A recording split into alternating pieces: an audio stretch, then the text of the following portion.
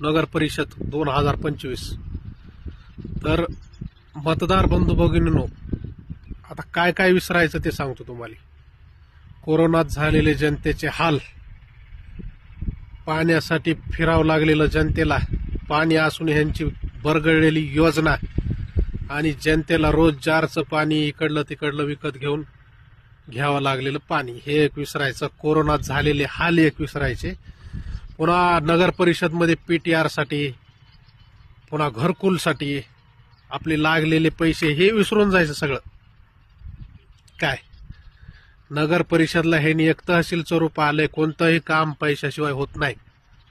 ह्या सगळ्या गोष्टी विसरून जायच्या 30 दिवस आणि प्रस्थापितांना मतदान करायचं। ज्यांचं समीकरण आहे पैशातून सत्ता आणि सत्तेतून पैसा, हे ज्यांचं समीकरण आहे त्यांनाच मतदान करायचं।